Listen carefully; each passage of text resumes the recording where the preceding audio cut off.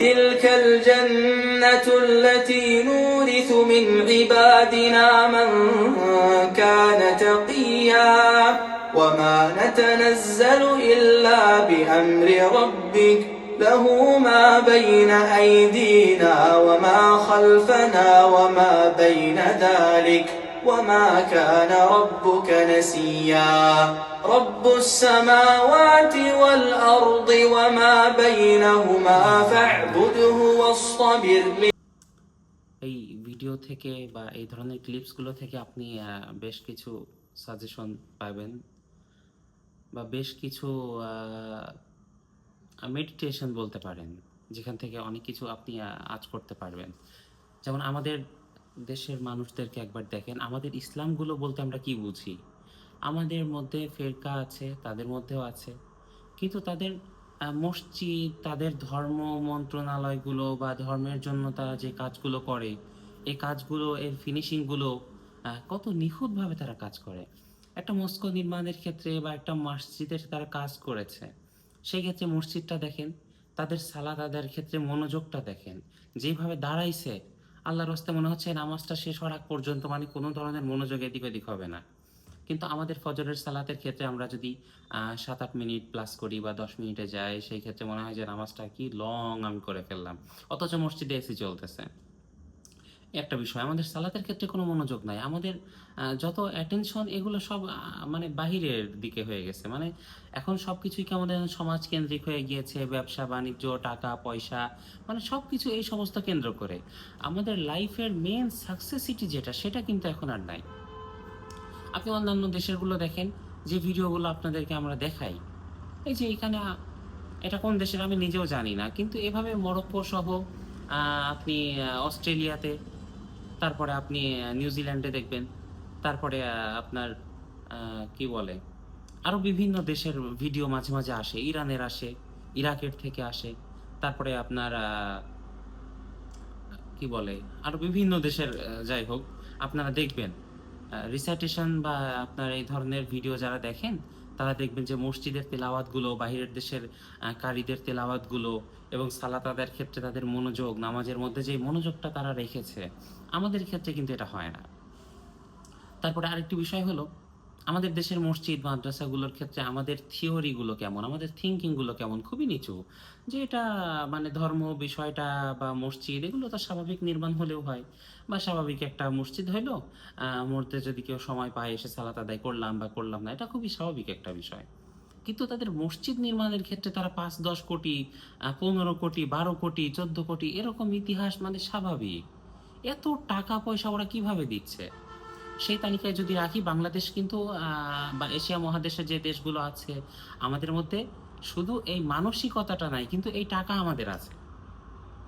তো মসজিদ একটা ভালো নির্মাণ করা, একজন ভালো কারি, একজন ভালো ইমাম সাহেব, একজন ভালো মুয়াজ্জিন, মসজিদ পরিষ্কারের জন্য একজন ভালো খাদেম, এগুলো আসলে মানসিকতার উপর ডিপেন্ড করে।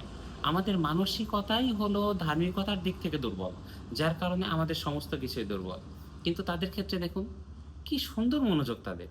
এখানে তাদের থেকে আমাদের শিক্ষার বিষয় হলো, তাদের মধ্যেও কিন্তু ফেরকা আছে, তাদের মধ্যেও কিন্তু মত বিনিময়ের সভা হয়, তাদের মধ্যেও কিন্তু মতের পার্থক্য হয়, তাদের মধ্যেও কিন্তু ইমাম শাফি আছে, হাম্বলি আছে, ইমাম মালিক আছে, হ্যাঁ, ইমাম আবু হানিফা আছে, তাদের মধ্যেও কিন্তু ধর্মের ভেদ আছে, নির্বিশেষে তারা কিন্তু একসঙ্গে সালাত আদায় করছে। তাদের আর আমাদের মধ্যে একটা পার্থক্য আমি স্পষ্ট করি, তারা যখন কোনো বিষয়ে দেখে যে সেখানে তাদের মধ্যে একটা পার্থক্য হচ্ছে, মতানৈক্য হচ্ছে, মত মিলছে না, তখন তারা কি করে? তারা একটা কাজ করে, আমরা ভিন্নটা করি, যার কারণে তারা জিতে যায়। তারা পরিশেষে সালাতে, হজ, জাকাত সহ যত বিধিবিধান আছে, হুকুম আহকাম আছে, সেগুলোর ক্ষেত্রে তারা মনোযোগ দিতে পারে, কিন্তু আমরা পারি না। এর কারণ কি? কারণ তারা যখন দেখলো যে অমকের সঙ্গে, অমক মসজিদের অমক ইমাম সাহেবের সঙ্গে, অমক ভাইয়ের সঙ্গে আমার মত মিলছে না, তখন তারা সেটা নিয়ে রিসার্চ করে, সেটা নিয়ে জানে। জানার পরে যেই বিষয়টা তার কাছে প্রবল মনে হয়, যেই বিষয়টা শরীয়তের দৃষ্টিকোণ থেকে তার কাছে শক্ত মনে হয়, তখন সেটাকে সে চুজ করে, সেটাকে আঁকড়ে ধরে, বাকিটা অ্যাভয়েড করে। আমরা কি করি? আমরা অ্যাভয়েড করি না, আমরা ওই বিষয় নিয়ে রিসার্চ করি না, আমরা সরাসরি সেই বিষয় নিয়ে মতানৈক্যের উপরে লিপ্ত হয়ে যাই। এই ক্ষেত্রে এর ফলাফল কি দাঁড়ায়?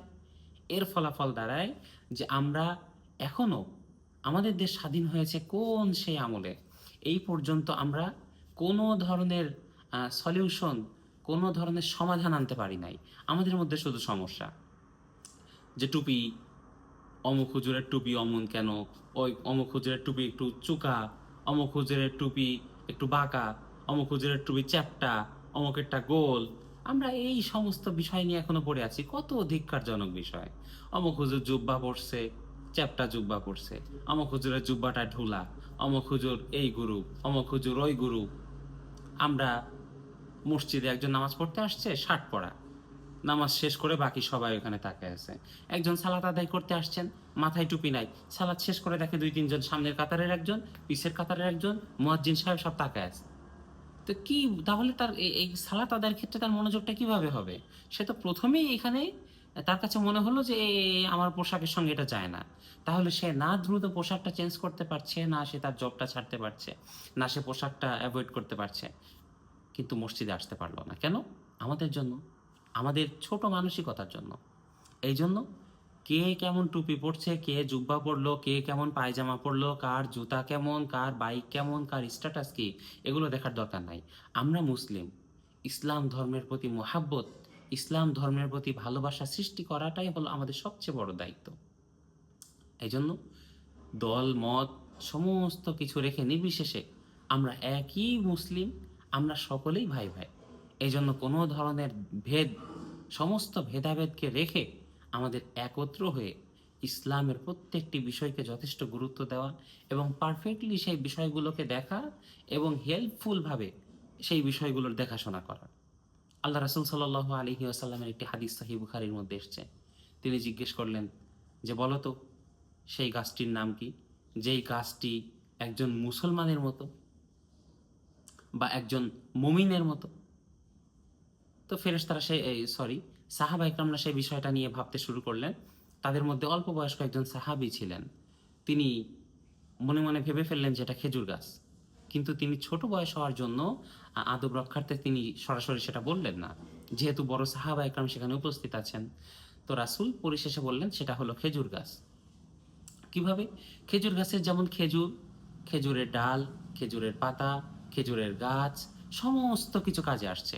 ফলটা খাওয়ার জন্য কাজে আসছে, সেই বীজটা বপন করার জন্য কাজে আসছে, সেই পাতা কাজে আসছে, সেই পাতা কখনো ভেঙে পড়ছে না, সেখান থেকে ছায়া পাওয়া যাচ্ছে, সেই শিকড়টা খুব শক্ত। একজন মুমিনের ঈমান যেমন শক্ত থাকা দরকার, সেটা খেজুর গাছের নিচের আপনার যে শিকড়টা, যে গোড়াটা, এটার সঙ্গে তুলনা করা হয়েছে। মরুভূমির মধ্যে, কঠোর মরুভূমি, সেখানে খালি রোদ আর রোদ, আপনার 42, 45, 46 সেখানে ওয়েদার সবসময় সেলসিয়াস চলতেছে, কিন্তু খেজুর গাছ সেখানেও সবুজ পাতা নিয়ে দাঁড়িয়ে আছে। তো কত শক্ত সেই গাছ, কত মজবুত তার গোড়া। তো একজন মুমিনের হতে হবে ঠিক সেই রকম। এই সামান্য ছোট ছোট বিষয় নিয়ে আমরা পড়ে আছি। আমাদের মধ্যে ফরজ ইবাদত, আমাদের মধ্যে ওয়াজিব বিষয়গুলো আমরা জানি না। আজকে আমাদের সমাজের মধ্যে যদি জিজ্ঞেস করা হয় ফরজ ইবাদতগুলো নিয়ে সবাইকে বসায়, যে বলুন তো হজ যে ফরজ করা হয়েছে, হজ কিভাবে ফরজ হলো, হজের বিধান কিভাবে আরোপ করা হলো, কত হিজরিতে আরোপ করা হলো, কোন কোন রাসূল কিভাবে হজ করলেন, কোন রাসূল কিভাবে তাওয়াফ করলেন, হজরে আসওয়াদের ইতিহাস কি, এইভাবে তারপরে কাবার চার কোণ, কোনটা কোন দিকে গেল, কোনটা শামের দিকে গিয়েছে, কোনটা ইয়েমেনের দিকে গিয়েছে, এই যে এই ধরনের বিষয়গুলো, এগুলো সম্পর্কে কোনো কিউরিসিটি আমাদের নাই। সালাতের ক্ষেত্রে যদি জিজ্ঞেস করা হয় যে মসজিদে কিভাবে প্রবেশ করতে হয়, রাসূল কি দোয়া পাঠ করতেন, তারপরে মসজিদে প্রবেশ করে যে নামাজটা পড়তে হয় সেটার নাম কি, সুন্নত সালাত কেমন, ওয়াজিব কেমন, সব সালাতের গুরুত্ব, এক একটার ভেদাভেদ কেমন, কেউ এগুলো জানে না। আমরা জানি কি? আমরা জানি হলো তর্ক, আমরা জানি বিতর্ক, আমরা জানি একে অপরের সঙ্গে ভেদাভেদ কিভাবে সৃষ্টি করতে হয়, একে অপরের ভুল কিভাবে ধরতে হয়। এই জন্য আল্লাহ রাসূল বলেছেন যে সমাধান ছাড়া কোনো ভুল ধরাটা আমাদের জন্য উত্তম না। আমি তখনই ভুল ধরবো যখন আমি সমাধান দিতে পারবো। আমরা বাচ্চাদেরকে এই সময়, এই যুগে দেখা যায় যে বাচ্চা একটা কিছু করতে যাচ্ছে, আমরা এই এটা করো না, এটা করো না, তাহলে সে করবে কোনটা? এই সমাধানটা তাকে দিতে হবে। আল্লাহ রাসূল এই বিষয়ে হাদিস এসেছে। আল্লাহ রাসূল কি করতেন? কোনো বাচ্চা যখন একটা কিছু ধরতে যাচ্ছে যেটা ক্ষতিকর বা যেটা প্রবলেম হতে পারে, আল্লাহ রাসূল তখন নিষেধ করতেন, এই এটা না, এইটা নাও, ওইটা ধরার দরকার নেই, তুমি এটা ধরো, ওইটা খাওয়ার দরকার নেই, তুমি এটা খাও। এই যে সমস্যাটা আপনি ধরে দিলেন, সমাধান দিয়ে দিতে হবে। আমরা শুধু সমস্যা ধরলাম, এই যে এই সমস্যা, সমাধান কি আমি জানি না, আমি শুধু সমস্যা ধরতে পারি। এই মানসিকতা চেঞ্জ করতে হবে। অন্যান্য মুসলিমদেরকে দেখে, মুমিন ভাইদেরকে দেখে শিখতে হবে। হাদিসের মধ্যে এসছে আল মুমিন মির আতুল মুমিন, একজন মমিন আর একজন মমিনের জন্য আয়না স্বরূপ। তো যে সমস্ত মমিনরা বাহিরের দেশে, আমাদের দেশে যারা সঠিকভাবে দিন পালন করছে, তাদেরকে দেখে আমাদের শিখতে হবে। শুধু ভুল ধরা, মানুষের সমস্যা ধরে দেওয়া এটা না, কিভাবে সমাধান আনতে হয় সেই বিষয়টার দিকে লক্ষ্য রাখতে হবে। আসসালামু আলাইকুম।